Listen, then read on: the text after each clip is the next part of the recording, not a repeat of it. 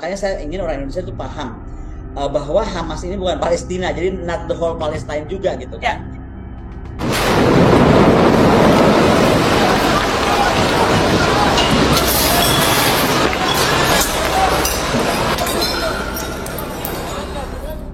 Kita sekarang mau ngomong gini, ada yang misalnya kasih tahu saya, atas nama kemanusiaan bukannya kita umat Islam tuh kalau teman kita Islam terpotong kakinya maka kita harus potong kaki orang gitu. Kira-kira ada yang begitu bilang sama saya kan. Saya kan nggak paham agama.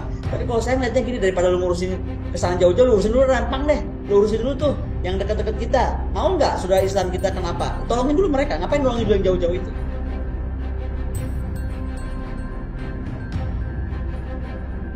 Sekali lagi saya mau bilang bahwa ini bukan perang agama. Kita mesti tolong Tribun juga tolong bantu betul bahwa ini bukan perang tentang agama. Ini perang tentang penguasaan wilayah yang berbukti panjang, gitu loh. Kalau sampai North Korea support, ini kan akan kelihatan nih. Ini akan apa ya? Emosi marah North Korea yang selama ini di corner terus kan, di embargo dan disudutkan terus oleh Amerika. Apakah ini juga jadi jalur gua kerjain? Sekarang musuh itu jadi temen gua. Itu kan prinsip sederhana tuh. Halo Tribuners, program Tribun News on Fokus kembali menjumpai Anda hari ini bersama dengan saya Nila Irda. Saya sudah langsung tersambung dengan pengamat militer dan pertahanan keamanan, ada Dr. Koni Rahakundini Bakri yang saya biasa sapa Bu Koni. Kita sapa juga terlebih dahulu di sambungan Zoom. Bu Koni, selamat datang, selamat bergabung. Apa kabar Bu Koni? Kabar baik, terima kasih banyak. Sehat-sehat. Ya, saya juga terima kasih sekali Bu Koni menyempatkan waktunya untuk kemudian bisa berbincang bersama saya. Sudah pasti ini di tengah kesibukan Selalu yang luar senang, biasa. selalu senang. Baik, Bu, kita hari ini akan fokus membahas terkait bagaimana konflik Israel dan juga Hamas. Ini masih konflik Israel dan juga Hamas yang sejak Sabtu kemarin Hamas melakukan serangan ke Israel, kemudian sampai saat ini masih terus berjalan. Saya ingin sekali diberikan paparan mungkin untuk lebih jelasnya Bu Koni terkait apa yang sebenarnya terjadi di balik ini semua begitu. Kiranya mungkin publik juga bisa tahu yang sebenar-benarnya terjadi di balik konflik yang saat ini masih terus jadi tanda tanya begitu Bu Koni. Pertama yang saya sangat apresiasi tadi saat pembukaan nih Tribun ini beda sendiri. Menyatakan ini Hamas dan Israel itu yang paling betul. Jadi terima kasih untuk bilang begitu karena ini bukan Palestina dan Israel tapi masih Hamas versus Israel. Oke, saya coba ini aja ya. Apa? Oh, itu boleh diaktifkan nggak ya? Aku boleh share screen nggak? Bisa, bisa. Ya. Oke. Jadi bisa cerita dan apa ya, biar emosi rakyat kita tuh agak oke, kita bicara kemanusiaan tapi agak tenang dulu dan mengerti dulu masalahnya. Mhm. Jadi aku boleh cerita sedikit ya. Ini aku soalnya udah siapin khusus buat di sini sebenarnya gitu. Mhm. Jadi aku tuh bicara tentang bagaimana kejutan Hamas ini akan membawa turbulensi geopolitik yang akan lumayan besar gitu ya. Tapi sebelum kita bicara lebih langsung, kita lihat dulu siapa sih Hamas ini gitu kan. Mhm. Nah, serangan Sabtu kemarin itu betul-betul membuat namanya tiba-tiba melambung gitu kan. Kita mesti tahu dia adalah perlawanan Islam yang udah di Gaza tuh sejak tahun 2007 gitu kan. Atau baru di Gaza aktif tuh sejak 2007 dan dia tuh bukan satu-satunya faksi besar di Palestina. Kita harus tahu bahwa selain Hamas gitu kan, ada namanya Fatah gitu. Dan Hamas ini memang apa ya, secara politik menariknya dia tuh menguasai jalur Gaza yang sekarang sedang ramai itu yang luasnya sekitar 360 kilometer dan orangnya sejumlah 2,3. Di lain sisi itu ada yang namanya Fatah. Siapa Fatah gitu? Ingat Yasser Arafat kan? Nah, Yasser Arafat itu adalah pendiri Fatah yang kemudian dia aktif sekali melakukan apa ya, serangan intensif rendah ke Israel di era tahun 80-an, ya kan? Mhm. Kemudian bagaimana dia tuh berbasis di Suriah dan bagaimana ada perang di tahun 63 dia mengembangkan struktur organisasi juga dan Desember 64 dia melakukan operasi militer yang lumayan mengejutkan karena dia berhasil meledakkan instalasi pompa air Israel. Mhm. Waktu itu dia 68 ya, Fatah itu berpusat di Yordania. Nah, karena dia berpusat di Yordania, Yordania itu diserang, ada desa namanya Karameh, ya kan? Dan itu warga Israel juga itu tewas. Akhir-akhir 60-an dia tuh jadi organisasi yang hebat sekali karena dia menjadi organisasi terbesar Mhm. dan besar, kemudian dia betul-betul mengambil apa efektivitas PLO lah gitu. Jadi saya benar-benar bilang ya, ini baru bicara tentang Palestina itu ada dua fraksi besar. Walaupun ada fraksi-fraksi lain, ada Jihad Islam, ada lain. Yang paling besarnya ada Fatah, ada Hamas. Nah, sekarang kita lihat Hamas. Hamas ini siapa sih yang didirikan? Dia itu didirikan oleh Syekh Imam Ahmed Yassin tahun 87. Dan ini adalah cabangnya Ikhwanul Muslimin Mesir yang membentuk sayap militer. Dia tuh punya sayap militer, namanya Brigade Iza Aldin Al-Qassam. Dan dia melakukan perjuangan bersenjata melawan Israel itu memang udah niat, niat banget gitu. Karena apa? Dia secara prinsip nggak mau ngakuin negara Israel. Dia Hmm. beda dengan Fatah. Fatah, ya kan, itu masih mengakui Israel dan melakukan perjanjian Oslo di tahun 67-an. Nah, Hamas nih nggak suka itu. Hamas prinsipnya pokoknya dia nggak mau dan dia tidak mau mengakui Israel gitu. Hamas sendiri, kita mesti paham itu dicap dia sebagai teroris. Hmm. Baik oleh Israel, baik oleh Amerika, baik oleh Uni Eropa, oleh Kanada, oleh Mesir, dan oleh tetangga kita terdekat di Asia Pasifik, Jepang. Hmm. Tapi menariknya Hamas ini juga dia adalah punya aliansi regional ya kan, ada Iran, Suriah, Hizbullah di Lebanon gitu kan, dan juga bagaimana Hamas ini punya partner sebenarnya namanya Jihad Islam. Tetapi kembali ya, ini kan dari era Ottoman dulu makanya raja-raja Ottoman tuh tidak pernah mau membagi garis di sana. Tribes-nya itu terlalu banyak. Nah, di era ini dia punya sahabat si Jihad Islam, tapi sama juga dia pernah berantem karena dia nggak Hmm. setuju juga Jihad Islam ketika melakukan serangan ke Israel. Jadi it's not an easy things to understand gitu di sana itu. Hmm. Nah, kembali ini ada ideologi yang berbeda. Hamas ini partai politiknya dia ideologinya tuh Islam banget ya. Sementara Fatah dia lebih pada nasionalis sekuler. Nah, itu kenapa Fatah ini merupakan faksi yang tadinya mendominasi Palestina, tapi kemudian ketika Yasser Arafat wafat, Arafat yang merupakan tokoh vital dalam gerakan Fatah itu meninggal, otomatis momentumnya tuh pindah ke Hamas. Makanya 2006 Hamas kemudian memenangkan parlemen dan kemudian Ismail Haniyeh menjadi Perdana Menteri Palestina gitu loh. Jadi Hmm. baru pemain baru di tahun 2006. Nah, Oke. tapi konflik ini kita bicara dulu ya. Karena hari Sabtu ini apa sih gejalanya? Ini aku agak besarkan sedikit bisa bisa akan terlihat. Hmm. Jadi ini tuh menarik. Sebenarnya waktu Netanyahu terpilih lagi 2022 itu, udah ada para pengamat, pemikir, analis. Saya kan ada di ANSS ya, walaupun tidak selalu aktif tiap saat seperti saya ke Valdai, tapi kita tuh udah lihat ada gejala gitu. Kenapa? Karena Netanyahu itu memilih orang-orang atau kabinet dengan orang-orang yang cukup ekstrim terhadap sikap ataupun terhadap pendirian terkait Palestina. Misal saja dia tuh apa ya, pada saat ulang tahun Hamas yang ke-35 kalau nggak salah ya, Hmm. itu pemimpin udah bilang ini kayaknya bakal konflik nih kita. Jadi itu udah ada, udah sudah di sounding gitu akhir-akhir 2002 gitu. Nah, kenapa lagi kemudian tadi yang dipilih adalah bagaimana beberapa nama yang tadi sikapnya itu sangat keras terhadap baik Gaza, orang-orang penduduk di Gaza, ya kan? Kalau nggak salah Menteri Keamanannya juga adalah orang yang kontroversial yang ucapannya itu membuat banyak orang marah. Nah, Hmm. jadi bagaimana dengan pertempuran aktif ini kemudian kita tuh sebenarnya sekarang nggak bisa tahu pasti apa. Tapi tadi saya cerita dulu latar belakang. Jadi memang kabinet Netanyahu 2022 itu ya udah membuat banyak kejutan gitu loh. Hmm. Banyak membuat orang tidak nyaman. Nah, tapi buat saya, apapun yang terjadi kemarin itu harusnya membuat kita bertanya ya, Israel kenapa tiba-tiba kedodoran? Dan roketnya ini bukan main-main loh, roket itu bisa menembus tembok, tembok ini kemudian bolong, Hmm. dimasukin para layang, semua apa motor-motor, kemudian juga apa alat-alat lain untuk menyerang komunitas Israel dan itu lumayan ya 20 komunitas. Jadi itu menurut aku serangan yang cukup mengejutkan. Malah ada satu tentara IDF yang bilang ini adalah Yom Kippur 2023. Oh. Menarik kan? Jadi dianggap Yom Kippur apa edisi terbaru. Kita ingat kan Milhemet Yom Purim itu atau Yom Kippur itu terjadi tahun 73 dan itu ketika koalisi negara Arab dipimpin Suriah itu melawan Israel. Waktu itu intinya adalah bagaimana ributkan soal apa namanya terusan Suez. Oke. Okay? Hmm. Amerika Serikat, Uni Soviet, ya itu terlibat di situ. Masing-masing tuh apa ya berseteru juga di situ dan menyebabkan konfrontasi dua negara ini. Saya sengaja bawa kasus ini ke Yom Kippur tahun 73. Kenapa? Karena yang saya beri kuning ini bisa aja ada proksi juga dari menurut saya dari Rusia yang sedang marah juga terhadap Amerika. Ini Hmm. bisa satu hal ya. Ah. Ini bisa dari segala macam. Nah, tapi kembali kepala internal konflik dalam kabinet Israel sendiri gitu kan. Ada tiga partai ekstrim nih yang ada di Israel hari ini dari 2020 kemarin. Satu yang punya pandangannya rasis. Partai kedua pandangannya supremasi Yahudi.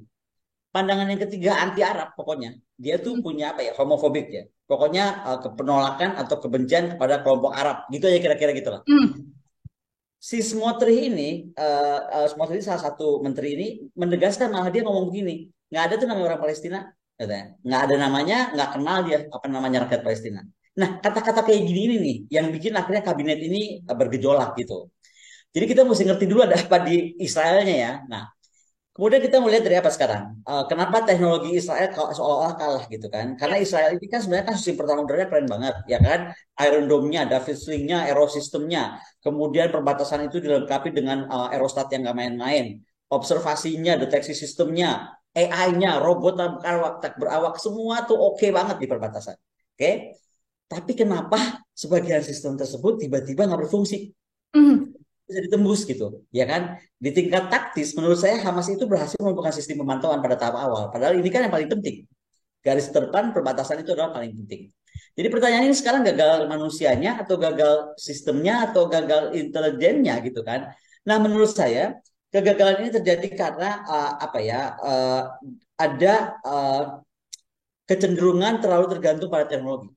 Jadi seolah-olah human atau human intelligence itu dianggap apa ya nggak terlalu penting karena semua rely on technology sehingga apa Bilal Saab bisa misalnya dia bilang ya dia itu dari Middle East Institute ketergantungan pada teknologi yang berlebihan ini ada kelemahannya. Ini buat kita ada pelajaran nih. Kenapa saya kutip ini ya? Buat Indonesia juga belajar untuk procurement kita ke depan. Jadi di sini bukanlah masalah teknologi semata, karena masalah penting adalah bagaimana adalah manusianya sendiri. Ketika kita Hmm. enteng lawan. Nah, apakah kemudian gara-gara beberapa peringatan tadi, si kabinet sudah diingatkan 2002, ya kan, ada menteri-menteri yang bikin Rio dan lain-lain. Nah, menurut aku juga kita mesti mesti lihat bahwa SDM itu jadi nilai penting bagaimanapun juga kecanggihan teknologi.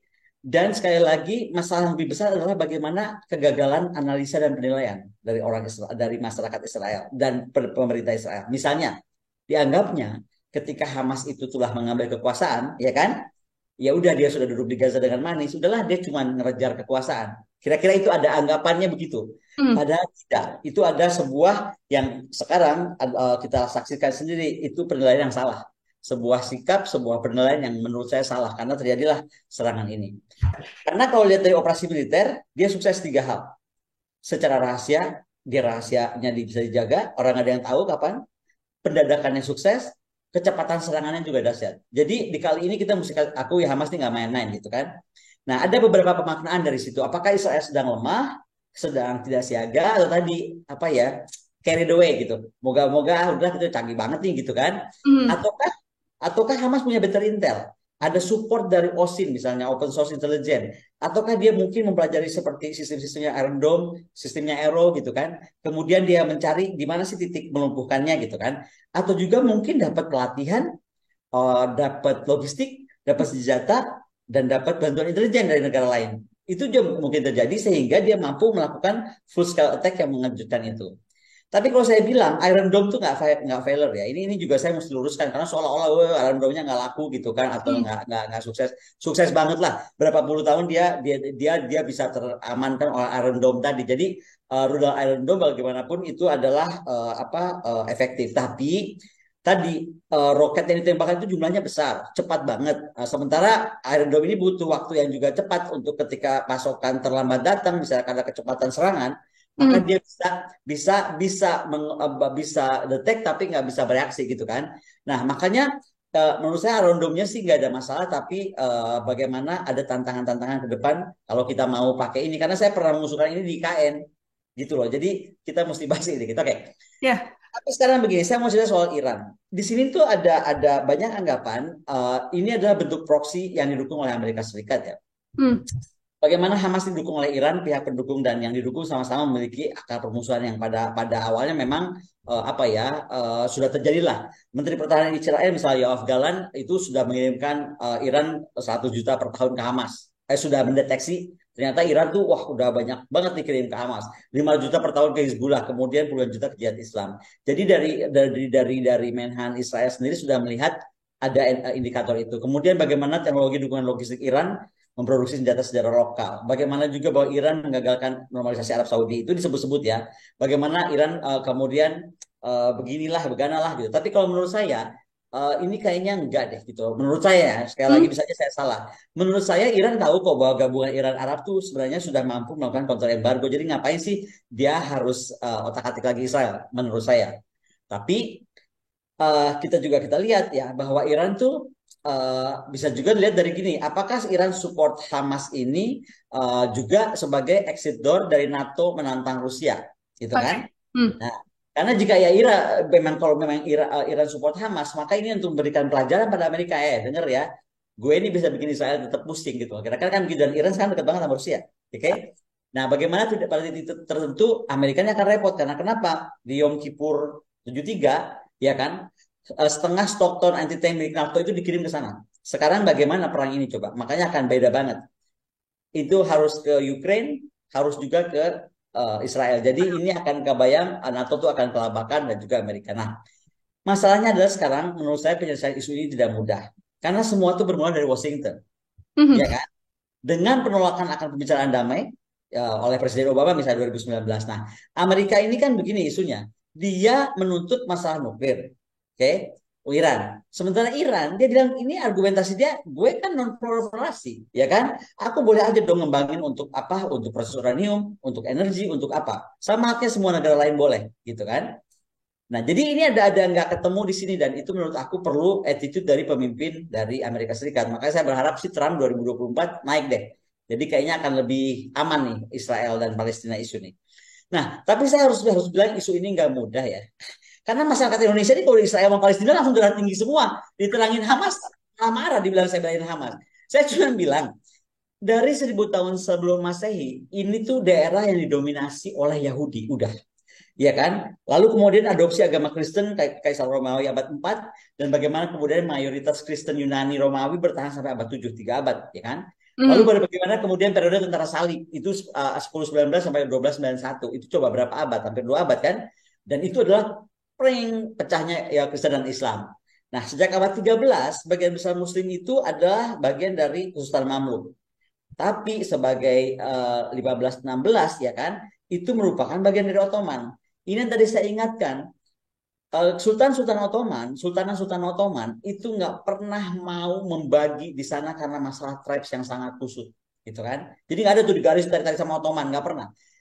Yang tiba-tiba ngaco ini adalah Inggris ketika Inggris masuk di 1917, 1818 dengan Perancis. Dua dua letkol atau kolonel itu si Skype itu dan Pico itu kan ngobrol tarik garis deh, sana Palestina, sini Israel kan gitu kira-kira kan.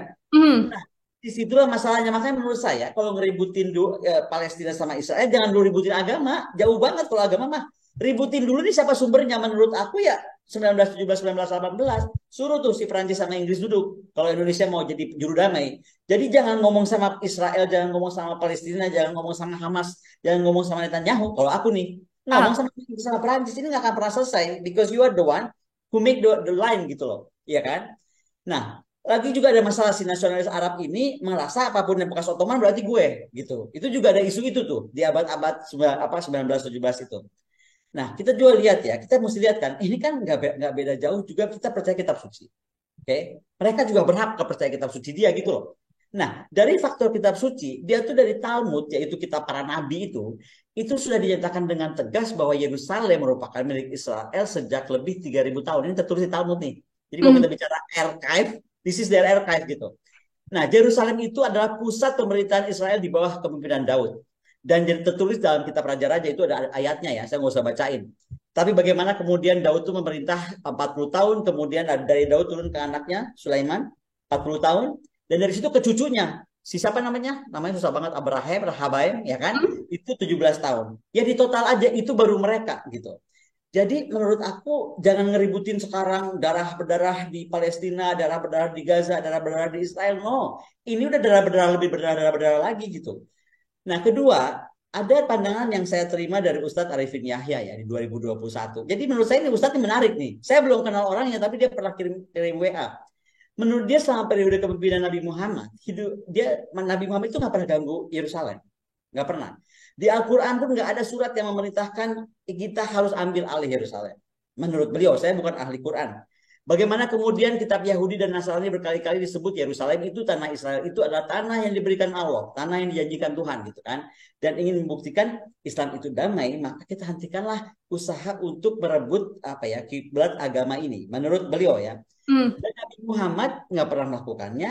Dan selama ribuan tahun umat Islam juga menurutnya sudah salah kaprah tentang Yerusalem. menurutnya bangsa Indonesia ini tercekoki ya. Doktrin bahwa Palestina adalah perjuangan Islam. Bukan. Palestina itu perjuangan bangsa-bangsa Arab dengan tribes-tribesnya yang tadi. Yang tadi saya contohkan, yang terakhir aja Hamas masih berantem kok sama jihad temennya sendiri. Jihad Hmm. Islam. Masih berantem kok sama Fatah. Yang sama-sama satu kabinet. Kira-kira kan begitu ya. Nah, jadi liar kalau mau diambil. Nah, jadi saya sekarang lihat apa sih yang kita mesti baca ke depan. Apa yang akan diambil langkah oleh Israel. Saya rasa Israel itu akan terus melancarkan serangan dan dia ini mungkin memperluas serangannya. Karena dalam konteks perang perang dan doktrin perang Israel, dia udah ngerasa dia perang jajah Yunani, Romawi, you name it lah. Perang ini, perang itu, Islam dia ngerasa dia selalu menang. Jadi nggak mungkin ini kalah. Jadi Israel itu akan berusaha menyiapkan atau bagaimana menangkap para pemimpin Hamas, Hmm. bagaimana juga mungkin mencoba menyelamatkan Sandra, ya kan pasti bersiap juga menghadapi kemungkinan paling apa ya meningkat dengan eskalasi Hizbullah misalnya, kemudian Iran, Mesir, Yordania, dia udah pasti udah hitung itu, dan bagaimana mungkin mencari dukungan juga dari militer, khususnya Amerika Serikat, dan Israel mungkin akan membalas langsung terhadap Iran. Karena dia kan tadi aku bilang ada anggapan Iran ini terlibat gitu, Ya. ya kan? Nah, ini yang saya udah mau selesai. Ini yang kita mesti perhatikan. Indikator menimpakan kesalahan kepada Iran ini kayaknya nih bertujuan untuk mengalihkan perhatian dari peran buruk kabinet tadi. Jadi kayaknya menurut aku nih Netanyahu ini salah pilih kabinet yang ada 3 orang aktor ini yang bikin orang-orang sana di perbatasan makin marah gitu di Gaza. Nah, Hmm. kegagalan Netanyahu membentuk kabinet yang lebih damai tanda kutip ya, kemudian kegagalan militer dan intelijen ini kan pasti membuat masyarakat Israel pecah. Nah, untuk menyatukan itu dia mesti punya common enemy-nya Iran, gitu loh. Hal ini juga memberikan keuntungan tambahan pada Hamas karena mengingatkan para pemimpin Saudi hati-hati tuh, Iran tuh masih ngancem-ngancem loh, gitu loh. Ya kan? Dan mendorong normalisasi. Nah, perang Gaza yang sedang berlangsung saat ini telah menempatkan isu Palestina pada jantung politik Asia Barat. Jadi kita nggak boleh main-main besar skala serangan, komitmen Hamas terhadap perlawanan, dukungan terhadap Hamas gitu kan. Ini sedang dinikmati dan disinyalir akan memastikan bagaimana sekali lagi normalisasi hubungan dengan Israel. Jadi kalau kita mau ditanya Indonesia mesti ngapain? Ya, menurut saya Indonesia hanya boleh bilang United Nation, kamu jangan duduk manis diam-diam pura-pura nggak ngerti gitu kan. Harus bertindak sekarang bagaimana mengaktifkan rencana perdamaian yang kredibel yang memungkinkan solusi 2 negara itu terwujud. Karena tanpa itu, kembali kita bicara sejarah tadi yang panjang dari 1000 tahun Hmm. sebelum Masehi, itu teh nggak beres-beres gitu loh. Jadi nggak usah pakai marah, nggak usah pakai baper. Kalau memang kita mau menyelesaikan, kita tuh udah kedodoran sekali. Menurut saya ya, kalau Indonesia bilang, oh ya, Bung Karno pernah pesan, selama Palestina belum merdeka, gitu kan. Kenapa bukan kita yang melahirkan Abraham Accord? Itu Abraham Accord itu sebuah step penting loh, ya kan? Nah, kita udah pernah ketinggalan di Abraham Accord. Kalau memang sekarang kita sebagai saudara semuslim, kita ingin berbuat yang baik buat perdamaian dunia, ayo bicaralah ke UN. Tadi UN tuh mesti bersikap, kemudian jadikan 2 negara dan dudukan Indonesia suruh panggil dudukin Inggris, duduk di sini Inggris, duduk di sini Prancis. Gimana sih lu beresin ini gara-garanya lu? Karena sebelum dia ini sebelum 17-18 itu aman aja. Beberapa Ottoman Empire mundur-mundur itu nggak pernah begini. Saya kira itu aja supaya sebelum kita diskusi lebih lanjut gitu. Oke, baik. Terima kasih sekali paparannya, Bu Oni, luar biasa. Saya mulai dari Hamas terlebih dahulu. Ya, Momen Hamas menyerang ini kan juga pada momen hari libur atau hari perayaan libur. Ya. bagi Israel juga. Ini kalau dari kacamata Bu Kony, apakah memang Hamas sudah memperhitungkan serangan ini dengan matang atau taktiknya yang memang begitu luar biasa atau skenario yang dijatuhkan benar-benar uh, matang begitu sampai akhirnya seakan-akan kecolongan Israel ini semakin membuat nama intelijen Israelnya semakin tidak ada nyalinya begitu, Bu Kony? Jadi, saya pikir kalau di hari weekend itu karena tadi Hah? operasi militer itu kan harus tadi 3 unsur tadi, Mm-mm. harus rahasia, menadak, dan cepat gitu kan. Nah, Oke. jadi dia sengaja bikin itu supaya seolah-olah menelanjangin nih secara operasi militer 3 dasar utama serangan militer gue tuh sukses banget gitu. Karena Mm. apa? Orang kan cenderung weekend cenderung lebih lebih rileks gitu kan, lebih santai gitu. Sama seperti Yom Kippur dulu kan lagi bulan puasa. Mhm, Yom betul. Kippur itu lagi bulan puasa. Nah, sekarang lagi weekend. Nah, itu kan juga sebuah sebuah unsur kejut yang apa? Yang sama sebenarnya walaupun beda waktu gitu. Hmm. Ada random tadi juga sempat disinggung oleh Bu Kony yang diserang oleh roket begitu kan oleh Hamas. Roketnya kemudian sampai bolongin tembok gitu kan. Ya, ada yang diserang oleh roket banyak sekali, tapi di selain memang serangan dari roket kan ada beberapa metode serangan lain yang dilakukan oleh Hamas juga kan, Bu, ada yang menggunakan para layang dan lain sebagainya. Ini kalau Bu Kony melihatnya seperti apa? Ya makanya jadi ini tuh serangannya tuh apa ya tersusun banget. Dulu-dulu Aha, kan itu sering waktu saya sedang di sana pun juga roket tuh sering datang gitu kan. aha. Tapi ya roket aja gitu kita cuma bisa lihat dan malah nggak penting. Nah sekarang nggak tiba-tiba roketnya tuh beruntun besar apa dampaknya membobol tembok lalu kemudian disusul masuk para layang dan juga bulldozer ya kan. Belum lagi motor-motor dan lain-lain ke sebagainya gitu. Jadi diterobos lah gitu loh. Yang Ya, dulu nggak kepikiran kan menerobos benteng dengan roket. Nah kira-kira itu. Ya, aha, unsur yang bikin juga kaget tuh itu sebenarnya juga. aha. Karena kan roketnya tuh kalau nggak salah sejam pertama 3 ribuan kok. Bayangin Betul. 1 jam 3 ribu roket. Sudah dari awal memang melakukan rencana untuk serangan ini, berarti Bu Kony juga 100% meyakini ini adalah ada unsur kecolongan intelijen Israel. Tadi bukan kecolongan ya. Aha, Tadi pandangan bahwa apakah karena Israel terlalu pede dengan aspek teknologinya yang ya, terlalu canggih, betul. maka kemudian human intelligence itu di apa ya dikebawahkan atau tidak terlalu dianggap penting. Padahal gini ya, tadi kan sudah lihat bahwa di ulang tahun ke-35 aja Hamas itu sebenarnya sudah dinyatakan oleh pemimpin Hamas kita akan bikin konferensi terbuka. Itu tuh Ya. Desember 2022 berarti berapa bulan lalu. Nah, Aha. Mei 2023 ya kan ada konflik pasukan kecil lah jihad Islam. Waktu itu jihad Islam bukan Hamas di Gaza. Nah, si Aaron David Miller tuh ada seorang apa sih reporter terkenal di sana. Dia bilang bahwa campuran yang tidak menentu ada menteri fundamentalis, kemudian ada pemukim ekstremis di tepi barat dan Yerusalem Timur, kemudian Hamas yang ingin melanjutkan perjuangan bersenjata, dia nggak cuma duduk-duduk manis di kekuasaan, lalu bagaimana tepi barat kota-kota Arab Yahudi Israel dan bahkan Lebanon Selatan juga sudah berhasil dia konsolidasikan, maka menurut dia Netanyahu itu sudah dalam posisi berbahaya karena kemudian itu kan kondisi keadaan ya masyarakat.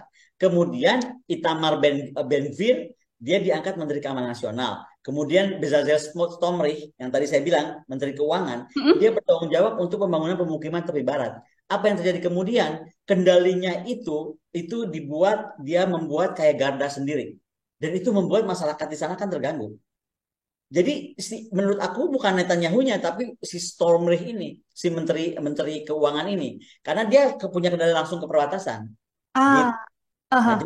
jadi menurut aku eh, bukan ini ya kita mesti tepatkan apakah ini kabinetnya benar ya Aha. kan atau kabinetnya represif. Nah, kira-kira gitu deh. Jadi bukan Aha. antara rakyat Israel terhadap penduduk apa di Gaza yang mostly dibela Hamas itu sekarang, ya kan? Tetapi memang ada unsur-unsur bagaimana tadi si dua menteri ini menurut menurut bacaan intelijen ini nih menteri ini ekstrim nih. Kira-kira nih dia akan membuat keriuhan dan benar aja kan gitu loh. Karena si Stormy tadi dia melakukan perluasan di pemukiman di tepi barat dan Aha. dia tuh memperketat kendali dengan 500 ribu sampai 1 juta kalau nggak salah ya dari 500 ribu pemukim itu bukan jadi 1 juta jadi makin apa ya makin peak makin padat density-nya.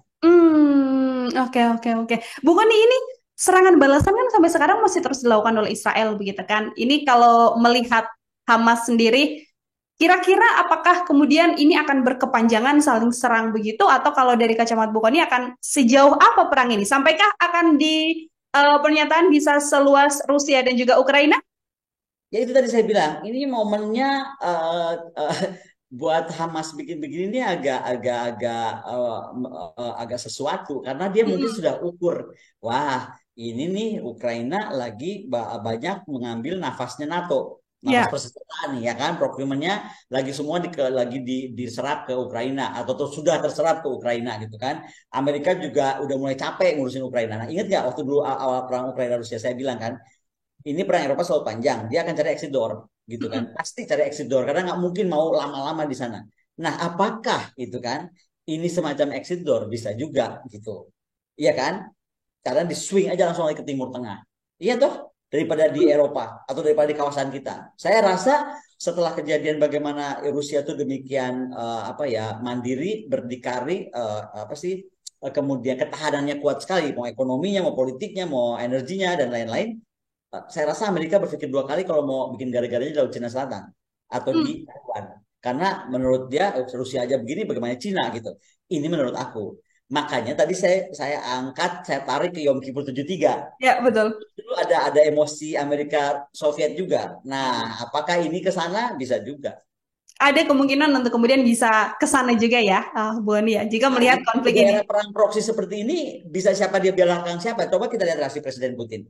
Presiden Putin ketika ditanya bagaimana nih Israel, bagaimana Palestina, dia cuma lihat tuh kelakuan Amerika di Timur Tengah ya kayak gitu Ah, itu. Nah, dia kan rata aja dia dengan tenangnya dia cuma bilang ya itu kelakuan Amerika di Timur Tengah. Jadi you see the bad guys itu real lah gitu kira-kiranya dan ah, kemudian Presiden Putin kalau nggak salah mau meminta wakil Menlunya ya kalau nggak salah yang bilang bahwa inilah sekarang UN. Maka tadi saya ingatkan kan UN. UN harus berfungsi sebagai UN. Jangan UN yang bisa disetir oleh kepentingan tertentu, contohnya kepentingan Amerika Serikat. Oke, Amerika Serikat juga mengirimkan kapal induk sampai akan menerjunkan jet tempur untuk kemudian bisa membantu Israel gitu kan, dan mengatakan bahwa Hamas adalah terorisnya. Seperti itu, bukan nih? Kalau Hamas teroris itu bukan karena kejadian ini ya. Sekali lagi tadi saya bilang Hamas itu sudah dinyatakan teroris sudah jauh-jauh hari Hmm, dan bukan cuma Amerika. Jadi kembali nih, makanya saya ingin orang Indonesia itu paham bahwa Hamas ini bukan Palestina, jadi not the whole Palestine juga gitu ya. kan. Jadi oleh Uni Eropa, oleh Israel, oleh Amerika, oleh Kanada, even oleh tetangganya Mesir, tetangganya kan itu, ya Hmm. kan? Dan juga tetangga kita terdekat Jepang, Hamas ditetapkan, bukan cuma dinyatakan, ditetapkan sebagai organisasi teroris gitu. Jadi kita tahu dong kalau udah sebuah kelompok atau negara, ya kan, dianggap teroris, sikap kita mesti seperti apa gitu. Hmm, hmm, hmm. Termasuk jet tempur. Kalau dari kacamata Bu Koni sendiri, jet tempur dan kapal induk yang kemudian diserahkan begitu Amerika Serikat pada Israel akan memicu kemarahan juga bagi negara lain tidak, Bu? Kalau memicu kemana? Ya, tapi kalau aku pikir sekarang tuh konteks geopolitik dunia itu sedang berubah ya. Coba, Aha. ini terjadi ketika dunia sudah melihat, loh, enak aja nih ya. Kok kalau perang Ukraina, jadi semua orang harus ngurusin. Ini Hmm, perhatikan ya. Ketika perang Ukraina terjadi, perang Ukraina itu diinternasionalisasi. Sehingga seolah-olah urusan Ukraina itu urusan dunia. ya. Betul nggak? Ya kan? G20 kita nggak boleh jalan kalau Putin datang, Zelensky mesti datang. Nah, Ah, ini kan Hamas nggak bodoh, dia perhatiin itu. Dia akan nuntut yang sama. Dulu, lu bikin, bukan dulu, berapa tahun lalu, berapa bulan lalu, lu bikin Zelensky jadi bintang nih. Lah, sekarang gue juga bintang dong. Mana dukungan? Kenapa kalau Ukraina, apa karena dia orang bule, tanda kutip, Barat, ya kan? Kemudian seolah-olah jadi masalah dunia. Nah, gue masalah dunia enggak. Kira-kira itu, menurut hmm, aku. Makanya momentumnya dia pakai. Karena dia lihat juga mungkin, Zelensky sudah mulai udah nggak diperhatikan, betul nggak? Kalau kita perhatikan ya. sekarang Zelensky kan udah dicuekin tuh, ya kan?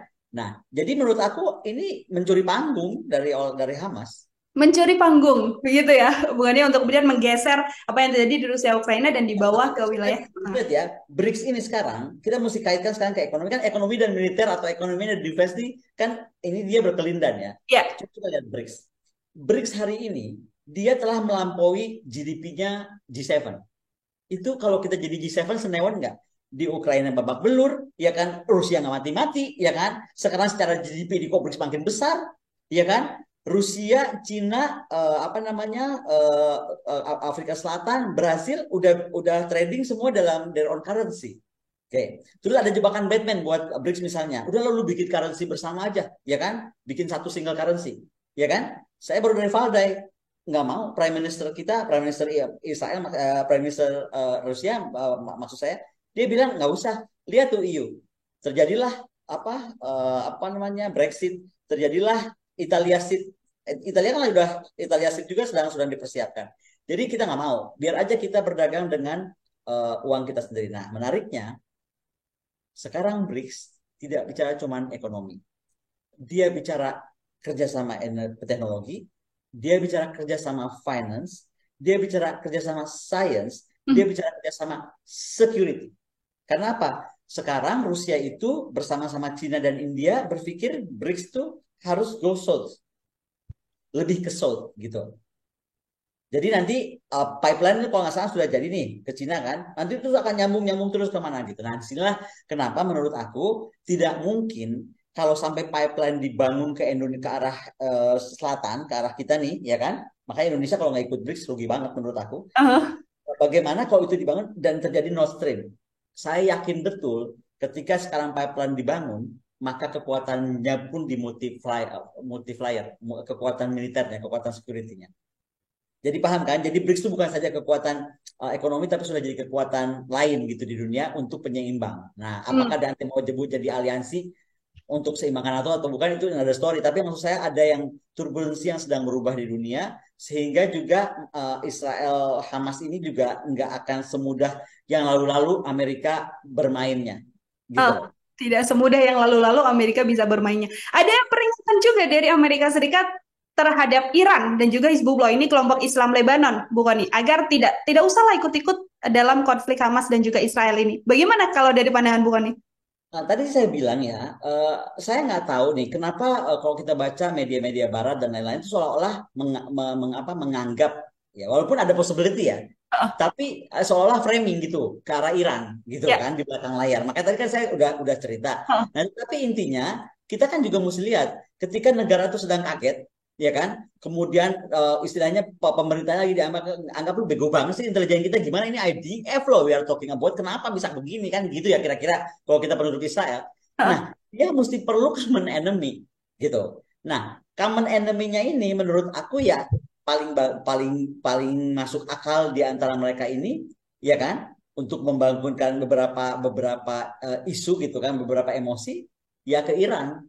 Mhm. Jadi Iran dibuat jadi common enemy gitu. Mhm. Tapi di kondisi Hamas sendiri dengan kan sudah lama juga Hamas ini berlatih dan lain sebagainya. Ini hanya bentuk kematangan Hamas kemudian bisa melakukan serangan ke Israel atau kalau dari pandangan itu juga pasti ada juga nih orang yang kemudian menjadi pondasi yang mendorong Hamas bisa maju sedemikian rupa sampai menyerang Israel. Kalau saya lihat begini itu sama dengan Papua kemarin, nggak ada Ah, beda. Jadi ada sesuatu yang support gitu. Apakah di operasinya, apakah di latihannya, apakah di logistik sistemnya, apakah di persenjataannya, ya kan? Atau hmm, yang seperti dinyatakan oleh Menhannya Israel, secara finance pun Iran katanya membantu gitu kan. hmm, Demikian juga gerakan-gerakan lain di Timur Tengah. Nah ini juga menjadi perhatian kita. Tapi sekali lagi uh, isu mereka ini isu yang sangat kompleks. hmm, Jadi nggak semudah kita bisa predik kan waktu waktu Ukraine Rusia saya langsung bilang kan Rusia akan survive karena begini gitu kan karena akan begini saya cepat bacanya ya. Tapi kalau untuk urusan ini agak susah bacanya kan tadi saya bilang urusan ideologi, urusan sejarah, urusan tribes, urusan mereka aja sesama satu negara antara ini bisa berantem satu sayap nyerang Israel bisa berantem gara-gara lagi nyerang kan ajaib banget tuh contoh si Hamas dan jihad Islam itu. Jadi ah, jadi it's not an easy to, things to understand. Apalagi maksud saya tadi kita kalau kita lihat dari internal Israel sendiri ada masalah tadi ya domestiknya bagaimana kabinetnya punya 2 atau 3 menteri yang dianggap kontroversial dengan ya. sikap-sikapnya terhadap apa sisi Gaza gitu. Ah, cukup tidak ya Bu Koni kira-kira kalau untuk melihat amunisi yang saat ini dimiliki oleh Hamas untuk menyerang kembali dan menghalau serangan balasan dari Israel kan yang sampai sekarang terus-terusan dilakukan. Saya nggak bisa ngitung itu karena saya nggak tahu apakah yakin betul bahwa ini Iran support. Hmm, Kemudian apakah Hizbullah support, ya kan? hmm, Apakah kemudian Jihad Islam juga punya jaringan support? Tapi yang paling penting kalau nggak salah North Korea, ya kan? North Korea ini akan support gitu. ah, Nah, kalau sampai North Korea support, ini kan akan kelihatan nih. Ini akan apa ya? Emosi marah North Korea yang sama ini di corner terus kan, di embargo dan disudutkan terus oleh Amerika. Apakah ini juga jadi jalur gua kerjain? Sekarang musuh lu tuh jadi teman gua. Itu kan itu prinsip sederhana tuh, ah, ya kan? Sepertinya itu. Jadi jangan-jangan juga kita lengah bahwa ada kemungkinan bukan saja Iran gitu kan, tapi tadi apakah lewat Hizbullah, apakah lewat Jihad Islam, apakah lewat North Korea, apakah lewat Iran betulan gitu kan. hmm. Tapi pasti ada yang membuat Hamas tuh demikian pede melakukan serangan karena gini loh 3.000 roket sejam itu banyak banyak banget. Kalau nggak salah waktu kita dulu di Jepang itu masuk aja ya, 1 minggu lah 800-an apa ya. Jadi bisa sebenarnya bayangin nggak 1 minggu 800, ya kan? Hmm. Sekarang jadi 3.000 1 jam. Berarti kan hebat stoknya, logistiknya. Ya, betul. Masih masih jadi tanda tanya juga ya artinya hubungannya apakah memang ini berdiri sendiri atau persenjataannya juga di backup oleh beberapa pihak yang masih tanda tanya juga pihaknya ini berkemungkinan siapa? Kalau di backup nggak tanda tanya, pasti. Tapi Sudah siapa yang pasti di backup. itu yang tanda tanya. Oke, siapa yang membackup yang kemudian masih menjadi tanda tanya. Ya, Ini optionnya banyak gitu ya. uh, di beberapa pemberitaan saya juga baca Kim Jong Un ini kan Korea Utara kemudian ada Rusia juga yang sekarang masih menyatakan untuk ya kami mendukung Hamas untuk bisa kemudian menyerang Israel begitu ya Bu Koni. Kemungkinan tidak kemudian langkah yang diambil Rusia dan juga Korea Utara ini sama seperti yang dilakukan Amerika Serikat memberikan persenjataan dan lain sebagainya atau hanya sekedar dukungan saja. Nah, saya kira begini, ini kan menarik ya. Ketika ketika Ukraina didukung oleh NATO mati-matian gitu kan, Hmm. Rusia kan seolah mau ngapain? Jadi dia juga akhirnya merasa oke lah, lu pakai Ukraina buat nyerang gua kan kayak gitu di mata Rusia. Nah, kalau kita lihat kekesalan Rusia yang udah pasti kesal lah. Orang banyak hal dilakukan terhadap Rusia itu nggak lewat Dewan Keamanan, nggak lewat sidang apapun, tahu-tahu di embargo segitu banyak atau di apa ya dikena sanksi segitu banyak juga. Emang orang nggak sakit hati ini negara loh yang nggak gitu-gituin gitu kan. Nah, disinilah mungkin proksi dari Rusia bisa main, proksi dari North Korea yang sakit hati bisa main, proksi dari Iran yang sakit hati bisa main juga gitu. Jadi Oke. akan lihat. Nah ini nih tadi yang saya bilang. Jadi apa ya memberikan pelajaran tidak langsung kepada Amerika bahwa kita tuh mampu juga kok membuat koalisi lu terkuat di Timur Tengah ini menderita gitu. Jadi salah satu pelajaran bagi Amerika Serikat. Kekacauan yang potensinya paling besar dalam konflik yang dimulai oleh Hamas serangan ke Israel ini kalau dari kacamata Bu Koni akan sekompleks apa, Bu? Saya cuma takut jadi ini ya. Makanya kenapa saya coba netralkan dengan saya cerita bahwa ini bukan perang agama. Ya. Ya, karena Hmm. kemarin saya dalam satu satu acara itu ada orang dari Palestina bicara diundang satu panel dengan segala Hmm. hormat, tapi dia menempatkan begini seolah-olah pesan Bung Karno sebelum Palestina merdeka, ya kan semua masyarakat Islam dunia itu harus bersatu, ya kan sampai kita merdeka, dan gitu loh. Intinya adalah mengajak kita terlibat ke dalam perang tersebut, itu loh Hmm. perseteruan tersebut, ya kan, dan membawa agama Hmm. seolah-olah Yahudi itu musuh Islam, ya kan?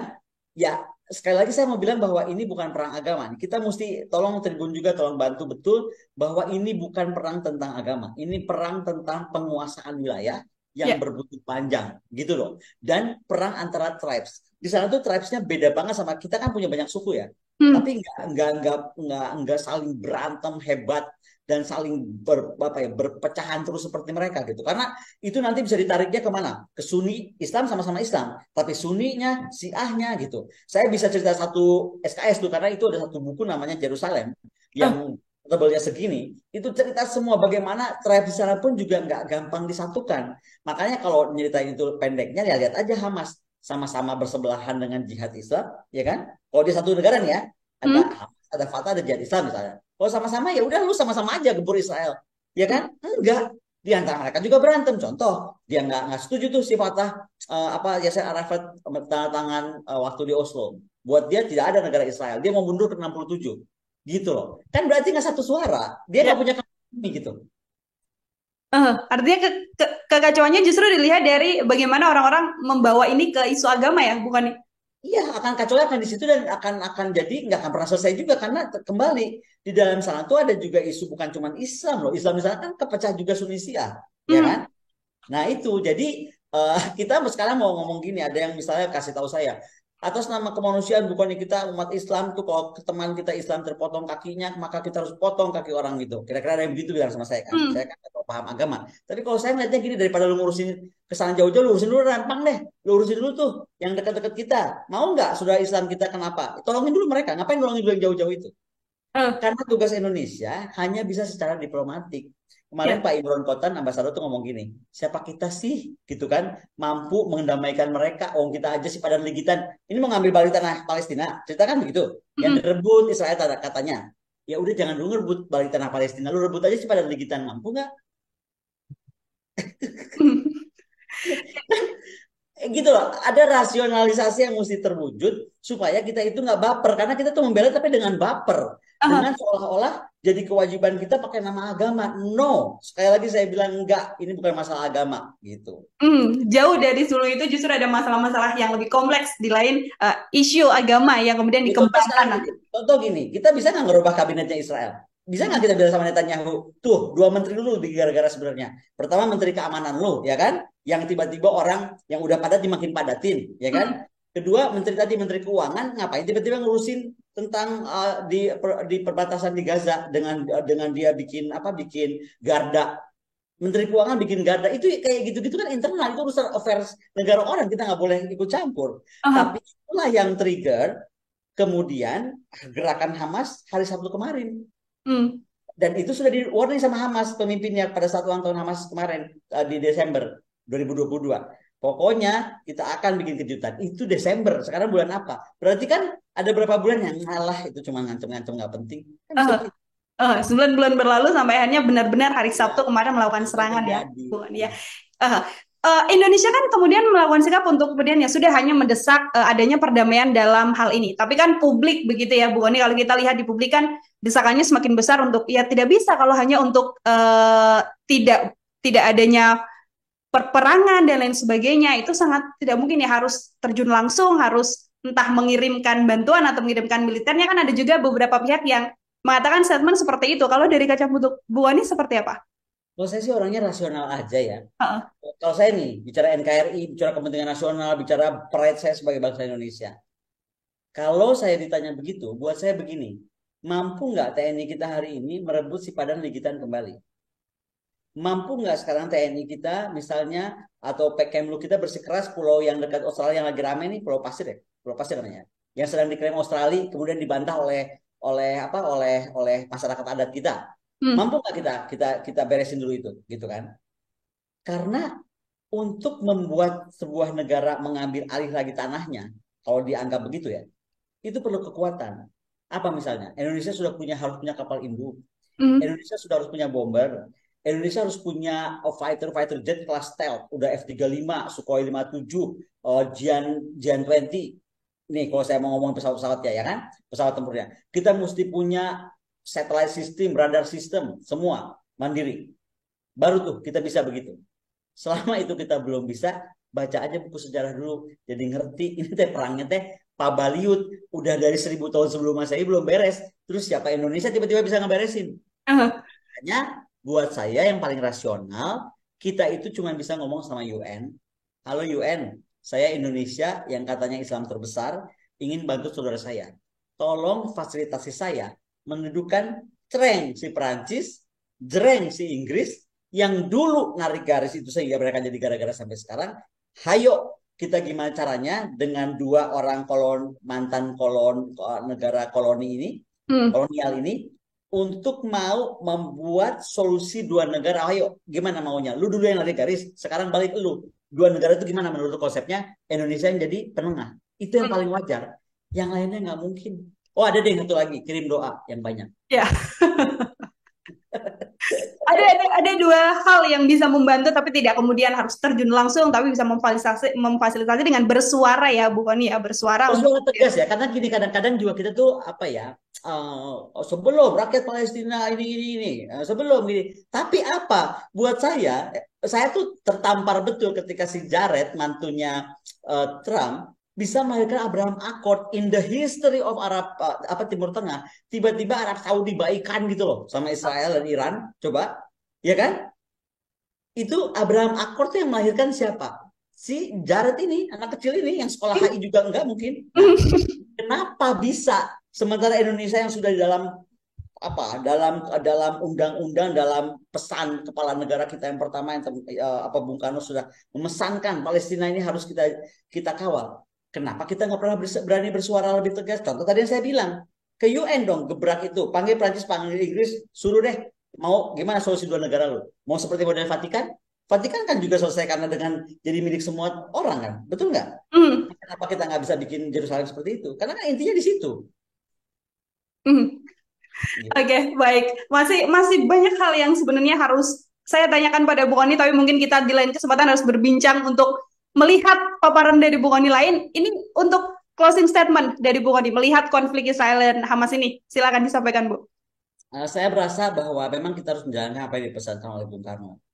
Kita harus mewujudkan perdamaian di muka bumi. Tapi untuk mewujudkan perdamaian di muka bumi ada dua PR. Tolonglah Indonesia berkonsentrasi menjadikan angkatan perang kita kembali yang terkuat di bumi bagian selatan, ya kan? Angkatan laut, darat, udara, dan angkatan cybernya dan antariksanya, karena sekarang angkatan itu sudah jadi banyak, perang modern sudah berubah.